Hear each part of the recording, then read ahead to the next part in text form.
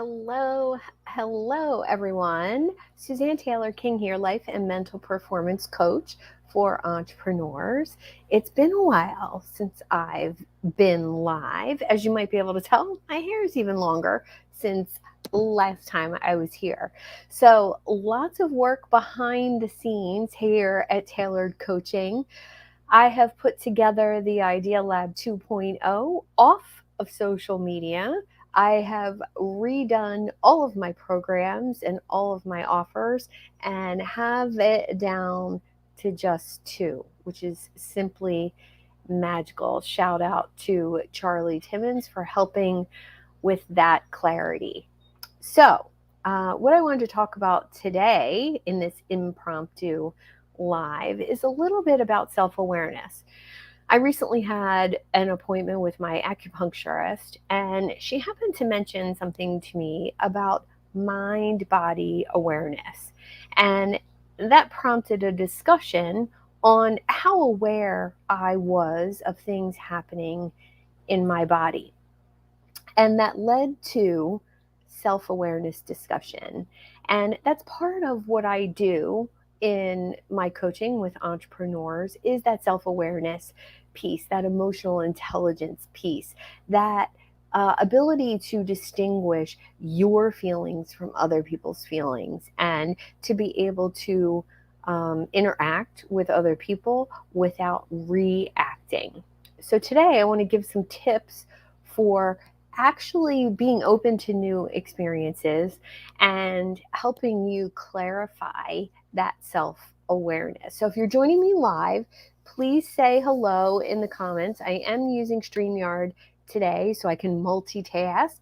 I can be live on Facebook, LinkedIn, and YouTube all at the same time.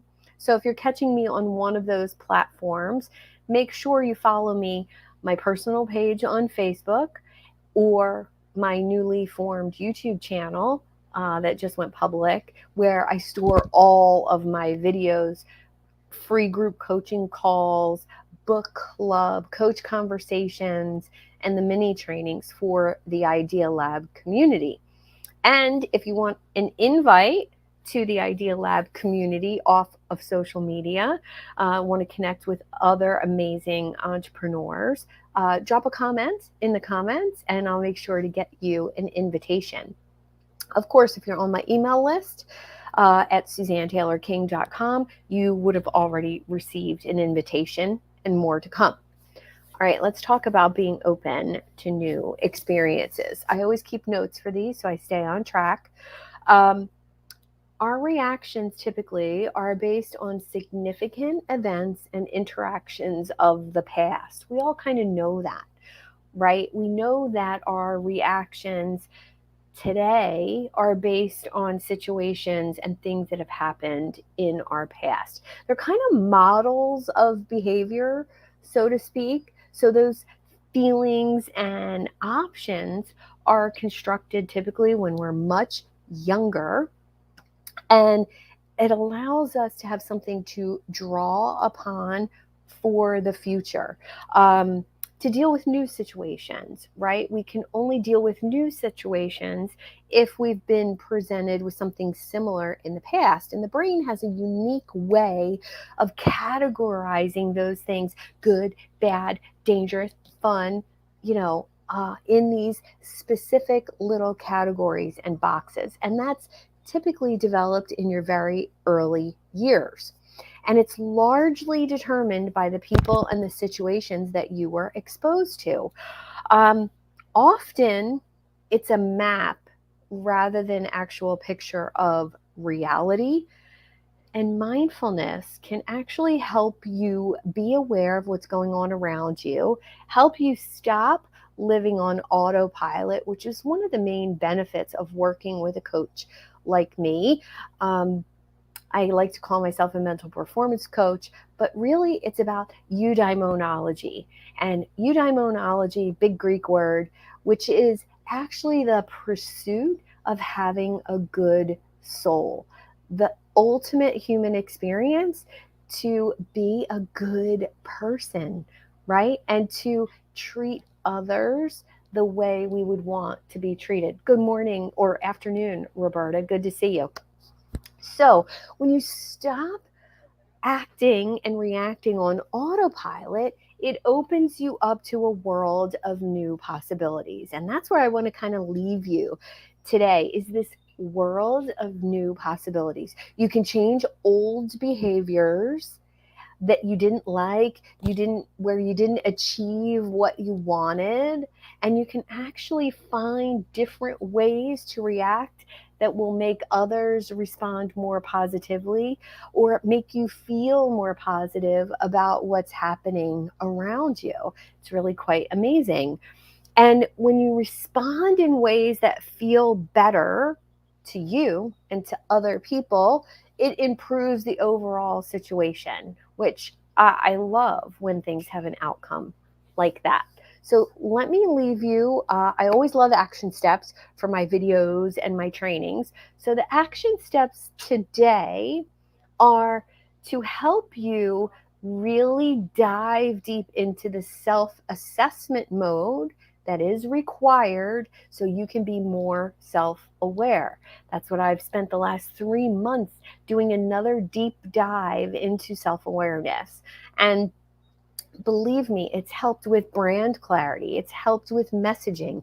It's helped with pricing. It's helped with interactions with my family, my parenting, and stranger interactions, right? So I want to just give you my top tips for improving your own self-awareness. Number one, know your own strengths, whether it's your character strengths, your Clifton strengths, your personality strengths. Know your strengths, weaknesses, and limitations. You can only do that when you dive into self-awareness and assessments. If you need some assessment recommendations, I'll happily share those with you. All right, number two, being open to what is happening around you, using all of your senses, your hearing, your sight, your language, and really adopting those incredible listening skills that you were born with that we tend not to use. Valuing feedback from other people, asking for feedback. So I would love your feedback on these tips. Drop them in the comments. Let me know what you think about this video and any other videos that I've done. I love action steps. Are the action steps helpful? So by providing feedback to other people, requesting feedback, and actually valuing it, right? So I love testimonials. I love feedback. I love asking for that. I love giving that because that's how we grow. They don't always have to be positive, my friends. All right. Number four, having a sense of humor and perspective. I love my sense of humor. It's one of my top VIA, positive psychology character strengths. I love humor. I love infusing it into what I do. Making people laugh brings me joy. So using humor, if it's one of your strengths, if it's not, and you don't feel comfortable with it, then don't use it. But get the perspective on your strengths and know which ones to use. Know which ones come so naturally to you that it doesn't even have to be conscious. It just flows out of you. Number five, reflect and learn from past experiences. Some of my failures in business and in life and in relationships have been the biggest learning experiences, the biggest growth experiences, when you're actually willing to examine them, look at them, dissect it. And I don't mean in a negative, obsessive way, but really think about, what could I have done better there? What would it have been like if I had been the best version of myself in that situation? And then lastly, being open to change. I think as coaches, we are open to change. For those of you coaches that are listening to this, we do tend to be open to change, but we're slow to take action on that change. And they're my tips for increasing your self-awareness. Let me know which one resonated the most with you in the comments. And as always, if you're coming back for the replay, put hashtag replay and any questions you might have for me. I'm always open to hop on a discovery call for 15 minutes and answer your questions. If you want an invite to the Ideal Lab community off of social media, drop that in the comments as well.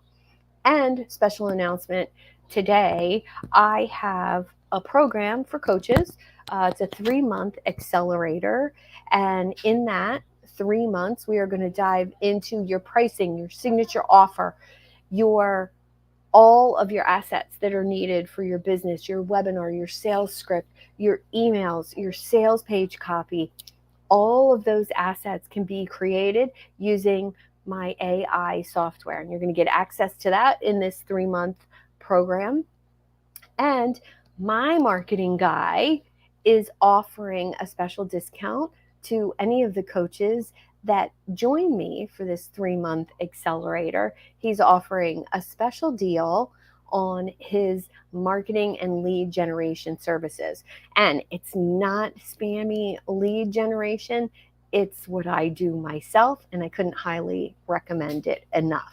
So if you're ready to up-level your coaching practice, if you're currently making between $5,000 and $10,000 a month and you've been stuck there for a long time, like I was, I want to tell you that I figured out how to bust through that. And it took years and years of being stuck at that level to finally bust through that 4 or 5 years ago. So I want to encourage you that if you're feeling stuck, it's time to join me. And if you want more information of that, you know where my website is and you know where I'm at. Thanks for joining me today on some steps to enhance your self-awareness. I look forward to seeing you again next Wednesday live. Take care, guys.